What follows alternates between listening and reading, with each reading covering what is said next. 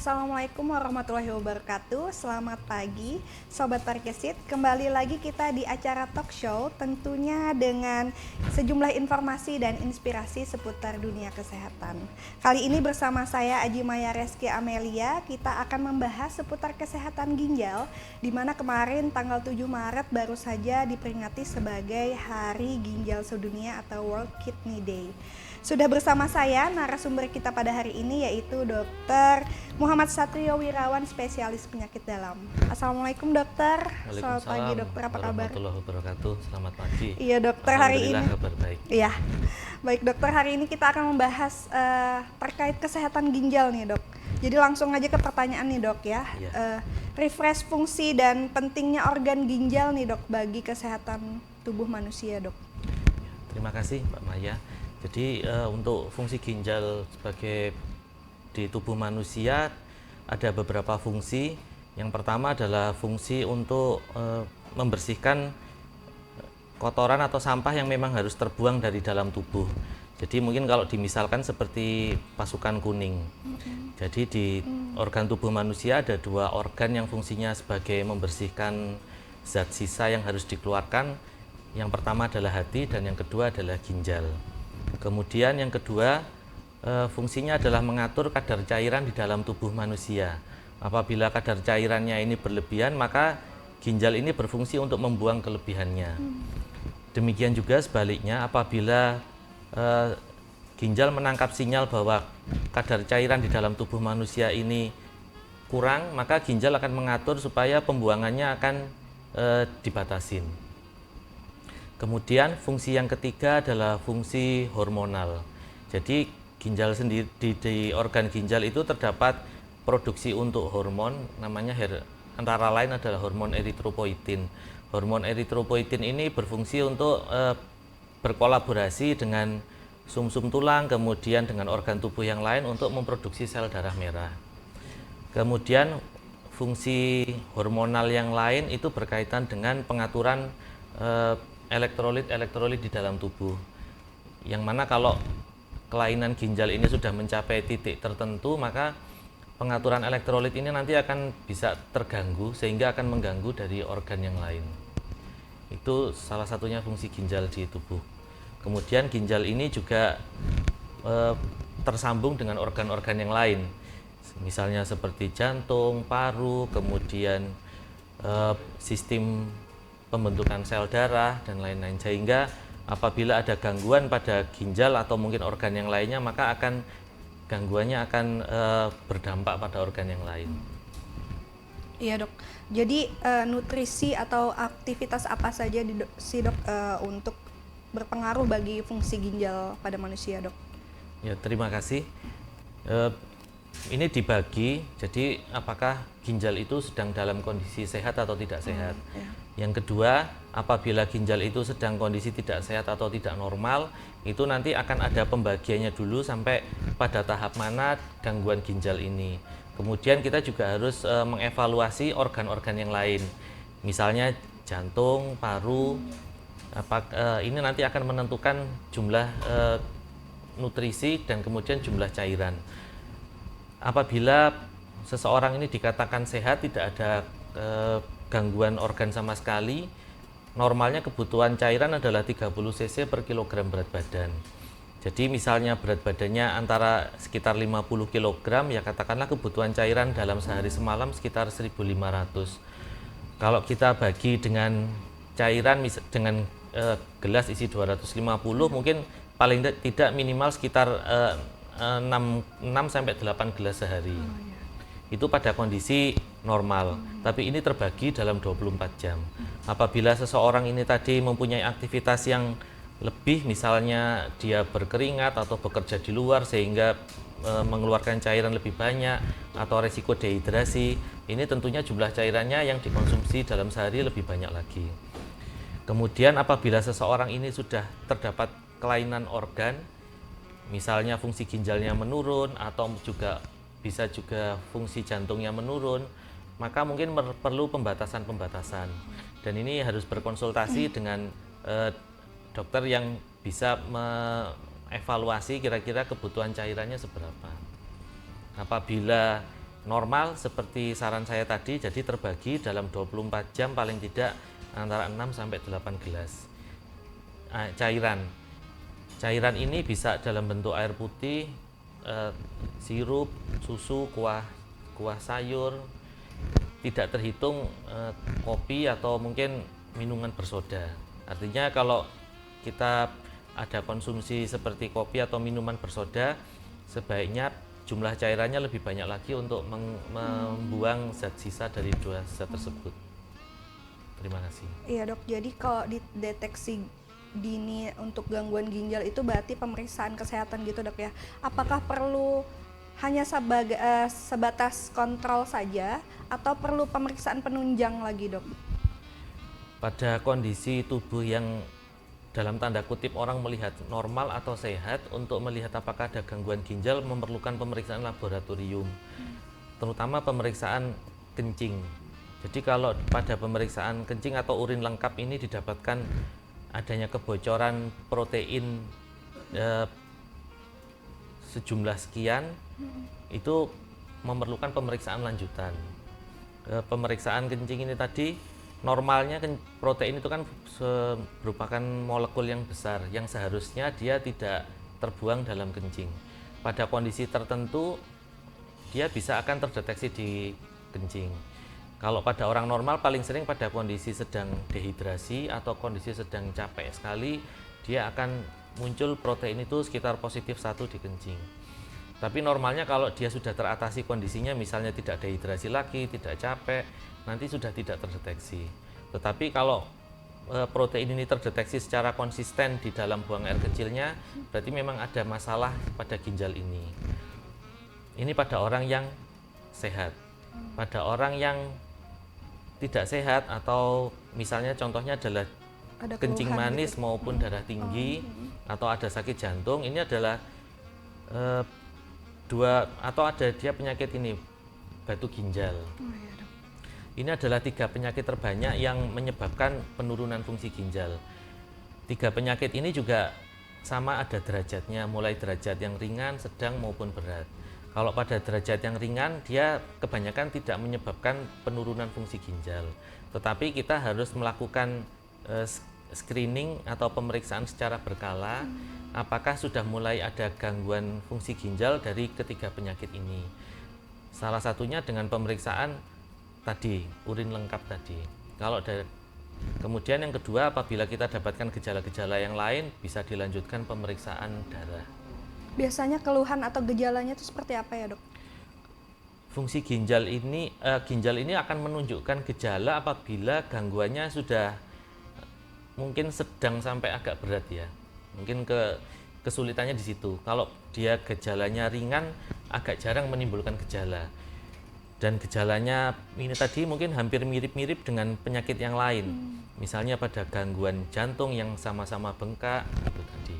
Kalau gangguan yang dirasakan pada gejala yang sudah agak menengah sampai berat, biasanya adalah satu, produksi urinnya bisa berkurang. Yang kedua, mungkin sebaliknya, produksi urinnya bisa berlebihan. Yang ketiga, ada hambatan saat pengeluaran buang air kecil. Misalnya saja pada penyakit batu ginjal atau penyakit infeksi saluran kencing berulang, atau mungkin kalau pada laki-laki yang berusia adalah pembesaran kelenjar prostat, atau mungkin pada beberapa kasus kanker serviks yang dia menghambat saluran kencing juga bisa menyebabkan produksi kencing menjadi menurun. Baik dokter, jadi untuk kondisi medis apa saja yang memicu gangguan ginjal itu dok? Yang terbanyak nomor 1 adalah kencing manis yang tidak terkontrol, yang kedua adalah darah tinggi yang tidak terkontrol, yang ketiga gangguan jantung. Gangguan jantung ini kebanyakan juga merupakan komplikasi dari darah tinggi maupun kencing manis tadi. Yang keempat adalah batu ginjal.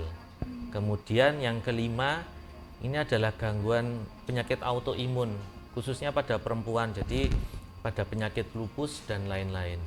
Yang keenam, khususnya di negara atau di wilayah kita ini adalah penggunaan zat-zat bisa itu merupakan obat secara medis maupun yang dianggap obat-obat alternatif atau herbal yang tidak dalam dosis maupun penggunaan yang tepat. Ini juga beberapa kali kita jumpai di sini menyebabkan penurunan fungsi ginjal.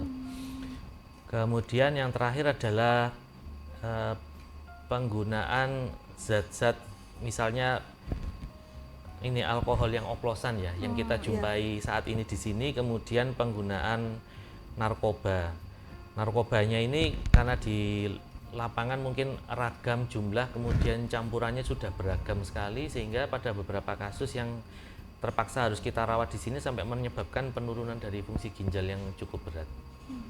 Ya dok, jadi kadang-kadang tuh dok ya, masyarakat tuh takut gitu, misalnya pasien itu sudah dikatakan gagal ginjal dok. Nah, misalnya gagal ginjal itu dok, apakah pasien memang wajib untuk melakukan cuci darah atau hemodialisa dok? Ya, terima kasih.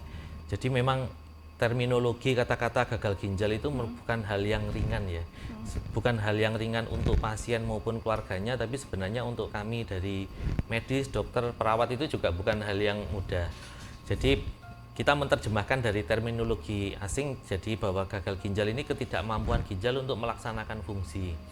Ketidakmampuan ini sebenarnya ada pembagiannya, ada yang sifatnya sementara, ada yang sifatnya menetap.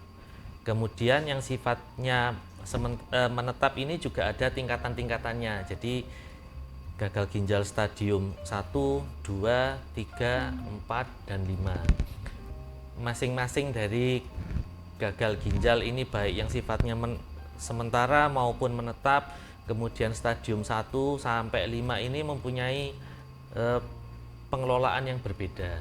Tidak bisa disamakan dia gagal ginjalnya yang sementara atau gagal ginjal kronis ya. Gagal ginjal kronis ini gagal ginjal menetap baru stadium 1 atau stadium 2 ini, terus kemudian disamakan dengan pengobatan gagal ginjal stadium 5, tidak bisa seperti itu.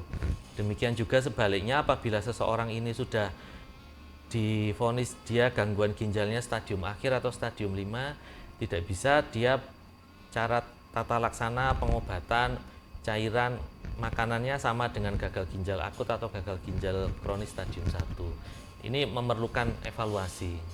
Karena memang kita jumpai pada orang yang dia gagal ginjalnya sudah stadium 3 ke atas, di mana dia sudah ada gangguan jantung juga, ada pembengkakan cairan. Karena saking takutnya dia dikatakan gagal ginjal, akhirnya dia mengkonsumsi cairan dalam jumlah yang sangat banyak. Harapannya seperti orang yang gagal ginjal sementara, kalau dia cairannya terpenuhi akan normal lagi. Tetapi ini akhirnya membuat kondisi jantungnya menjadi semakin tidak stabil, jadi akhirnya semakin cepat sesak. Jadi memang sebaiknya memerlukan diagnosa dari tenaga kesehatan yang mengetahui. Terus dok, misalnya pasien itu didiagnosa gagal ginjal dok, itu berarti cuci darahnya ketergantungan kah dok? Terus itu penyebabnya apa dok biasanya yang gagal ginjal itu dok? Jadi pada tahapan tertentu ginjal tidak mampu untuk melaksanakan fungsinya atau menyangga dari sistem metabolisme di tubuh. Kalau ginjal tidak mampu untuk memfasilitasi, ini bisa berakibat pada yang paling berat adalah gangguan organ lain. Misalnya apabila ginjal tidak berhasil membuang kelebihan cairan, nanti cairan ini salah satunya akan memenuhi paru-paru, sehingga orang itu nanti akan sesak sekali, menyerupai orang yang tenggelam. Kemudian gangguan yang lain adalah ginjal mungkin tidak berhasil membuang kelebihan kadar kalium atau tidak berhasil membuang mungkin ada zat-zat intoksikasi yang terbuang, sehingga zat ini nanti akan menyebabkan terutama fungsi jantung akan menurun. Ini yang pada kondisi-kondisi tersebut ginjal ini harus dibantu dengan alat bantu, alat cuci darah. Secara umum alat cuci darah pengganti ginjal ini ada 3, pengganti ginjal dengan mesin, kemudian dengan selaput perut yang kita namakan CAPD dan kita sudah bisa melaksanakan di Rumah Sakit Parikesit. Kemudian yang ketiga adalah dengan transplant ginjal, dengan menanamkan ginjal orang lain yang dianggap sesuai ke dalam tubuh seseorang itu tadi, dan apabila berhasil maka orang ini tadi tidak memerlukan terapi pengganti ginjal. Pada kondisi gagal ginjal akut, akut itu artinya bersifat sementara. Apabila ini berhasil dilakukan pengobatan gagal ginjal akutnya, apakah cuci darahnya, kemudian menghilangkan zat-zat toksinnya, atau mungkin kalau penyebabnya karena infeksinya bisa tertangani, atau kalau mungkin penyebabnya lagi karena pompa jantung yang tidak sempurna dan ini bisa tertangani, maka ginjal ini nanti setelah tertangani semua dia akan bisa pulih kembali sehingga bisa melaksanakan fungsinya tanpa melalui cuci darah. Ini juga sering kita jumpai. Tetapi ada hal-hal tertentu yang ini sudah tidak bisa dilakukan sama sekali oleh ginjal, atau mungkin ginjal fungsinya kurang dari 20%. Ini yang terpaksa harus disangga dengan pengobatan cuci darah tadi. Misalnya kalau dia sudah buang air kecilnya terbatas, jadi terpaksa nanti dia buang air kecilnya saat melalui tindakan cuci darah. Kemudian saat mengurangi jumlah racun yang tidak bisa terbuang lewat buang air kecil, nanti terpaksa saat melalui cuci darah. Dan ini terpaksa dilakukan secara kontinu cuci darahnya. Tapi sekali lagi ini harus atas dasar evaluasi oleh tenaga kesehatan yang memenuhi kualifikasi. Karena memang sering kita jumpai ini kadang-kadang diputuskan sendiri oleh pasien, keluarga pasien, atau mungkin oleh teman sejawat yang lain. Mungkin itu. Baik dokter, kita break sebentar ya dok ya. Nanti kita lanjut di segmen berikutnya.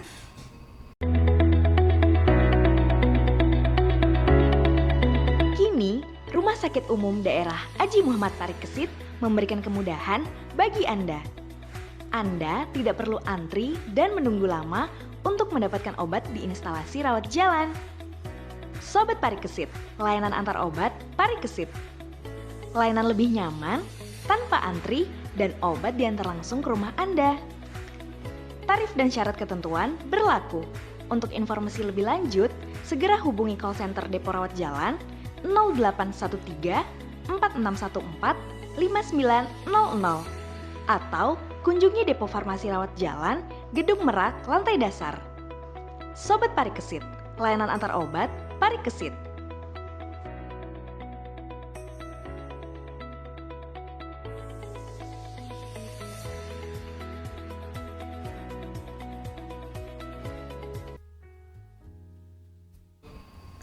Ya, kembali lagi pemirsa, kita lanjut di segmen kedua untuk pertanyaan terkait kesehatan ginjal.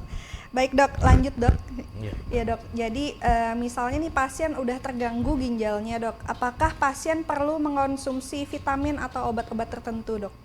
Ya, terima kasih. Jadi secara umum tidak ada vitamin yang dia akan memperbaiki apabila ginjal itu sudah terganggu. Pada kondisi tertentu, ginjal ini memerlukan pembatasan protein karena salah satu fungsi dari ginjal itu adalah membuang zat sisa, terutama sisa dari protein. Apabila ginjal ini sudah terdapat gangguan sehingga memerlukan pembatasan protein, nah ini yang pada beberapa orang dia memerlukan suplementasi protein khusus yang dia tidak semakin membebani ginjal. Tapi ini kondisinya terbatas hanya pada kondisi tertentu, tidak secara umum pada kondisi ginjal yang sehat harus mengkonsumsi suplemen ini, itu tidak. Kalau secara umum tidak ada. Tidak ada dok ya. Terus untuk pasien dengan batu ginjal dok, apakah beresiko untuk menjadi pasien gagal ginjal gitu dok diagnosanya dok? Sangat beresiko karena tadi seperti yang sudah saya sampaikan bahwa batu ginjal ini salah satu kontribusi terhadap gagal ginjal kronis ya, atau gagal ginjal yang menetap. Karena batu ini seperti bisa menyerupai batu yang di luar ya, di pinggir jalan gitu. Jadi dia konsistensinya keras sehingga dia bisa menyebabkan luka pada bagian-bagian ginjal yang lunak. Luka ini tadi memang akan bisa disembuhkan pada fase-fase awal oleh ginjal, oleh tubuh itu sendiri. Tapi lama-kelamaan kalau luka ini terjadi terus-menerus, maka pertumbuhan jaringannya tidak bisa jaringan normal lagi, tapi adalah jaringan parut atau jaringan mati. Semakin banyak jaringan parut yang terbentuk, maka kemungkinan ginjal ini untuk menjalankan fungsinya secara normal maka akan semakin turun lagi. Itu satu. Yang kedua, luka yang ditimbulkan di dalam bagian ginjal ini juga sering menimbulkan infeksi. Infeksi yang ada di ginjal ini tentunya nanti akan memberatkan dari ginjal dan pada kondisi tertentu dia bisa menyebar ke seluruh tubuh. Pada kondisi infeksi yang berat dan berulang itu juga bisa menurunkan aliran darah ke ginjal sehingga dia akan menimbulkan penurunan fungsi ginjal juga. Jadi untuk masalah batu pada ginjal maupun saluran kencing atau kandung kemih memang sebaiknya harus dirawat secara paripurna. Kemudian mungkin kadang-kadang pada beberapa orang ini kan batu ginjal ini bisa terbentuk kembali. Yaitu memerlukan kontrol secara teratur. Apakah batu ini terbentuk kembali, kemudian apabila batunya terbentuk kembali ini memang harus segera diambil. Nah itu. Kita tidak bisa hanya berpatok pada ukuran batu ini tadi. Oh, batunya kecil kemudian kemungkinan tidak mengganggu karena sudah tidak nyeri, juga tidak bisa juga. Karena batu ginjal ini tergantung dari kepadatan batunya, kemudian tergantung dari bahan pembentuknya. Kalau dia masih barusan terbentuk, mungkin dia tidak bisa terdeteksi dengan pemeriksaan USG maupun fotoronsen. Ada batu yang bisa terlihat dengan pemeriksaan USG, ada batu yang bisa terlihat dengan pemeriksaan fotoronsen. Kalau batu ini tidak bisa terlihat dengan kedua pemeriksaan tersebut, mungkin bisa dilanjutkan dengan pemeriksaan intravena pielografi atau memasukkan bahan kontras dan berbagai macam modalitas pemeriksaan yang lain. Mungkin itu. Terus dok, jika pasien dengan ada keluhan keluar kencing air busa dok, itu gimana dok? Ya, terima kasih. Jadi memang cukup banyak orang atau pasien yang menanyakan bahwa kencingnya busa, kemudian dia sudah khawatir terjadi gangguan ginjal. Jadi kencing keluar busa ini bisa terjadi pada orang yang normal maupun orang yang sakit. Kalau orang yang normal ini paling sering adalah orang yang menahan kencing terlalu lama. Jadi pada saat nanti dia buang air kecil itu aliran buang air kecilnya akan sangat deras sekali sehingga akan timbul aliran yang lebih besar dan itu menyebabkan terbentuknya busa-busa. Dan ini memang paling sering adalah buang air kecil saat pagi karena pada saat kita tidur kita kan jarang buang air kecil seperti pada saat sehari-hari. Jadi kadang-kadang kita terbangun karena memang kandung kemih kita sudah penuh atau memang rasanya ingin kencing. Nah ini pada saat bangun pagi itulah yang paling sering menimbulkan busa. Kemudian yang kedua, kondisi dehidrasi. Ini juga bisa menimbulkan busa pada buang air kecil. Kemudian yang ketiga, makan makanan protein yang terlalu tinggi dan kurang minum juga bisa menimbulkan busa. Kemudian yang keempat adalah infeksi saluran kencing. Ini juga bisa menimbulkan busa. Tapi infeksi saluran kencing ini biasanya disertai dengan mungkin bau yang agak tajam atau mungkin warna yang agak keruh berbeda dengan buang air kecil pada umumnya. Kalau buang air kecil berbusa ini terjadi pada orang yang mempunyai resiko, misalnya dia sudah ada gagal jantung atau kencing manis tahap lanjut, itu juga bisa berkorelasi dengan penurunan fungsi ginjal. Mungkin itu. Iya dok, ini pertanyaan terakhir nih dok ya. Untuk pasien gagal ginjal, itu apakah bisa sembuh dok? Ya, jadi ya kalau kita dalam dunia timur maupun di masyarakat kita agama Islam ya tentunya kalau ditanya seperti itu jawaban saya adalah insya Allah pasti sembuh karena semua penyakit pasti ada obatnya. Kemudian tingkat kesembuhan ini juga bertahap tergantung dari derajat penyakit yang diberikan oleh Tuhan kepada masing-masing dari individu ini tadi.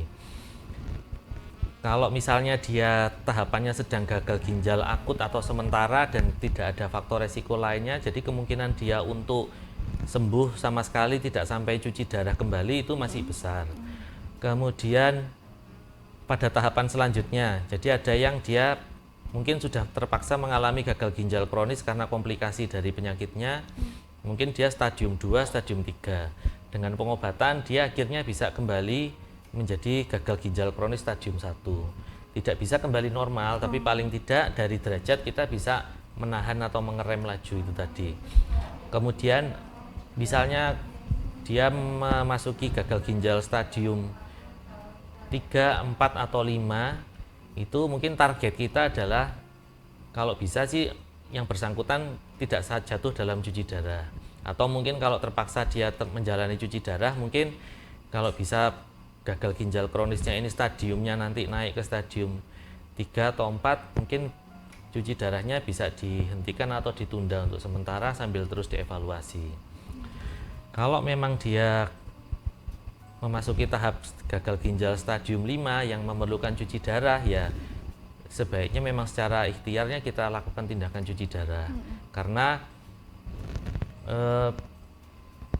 suatu penyakit pada dasarnya apabila memang sudah diberikan oleh yang atas itu menurut hemat saya memang kita harus mengupayakan, paling tidak kita dalam kondisi sakit kita masih bisa beribadah pada Tuhan ya. Mungkin saya kalau memotivasi pasien-pasien seperti itu.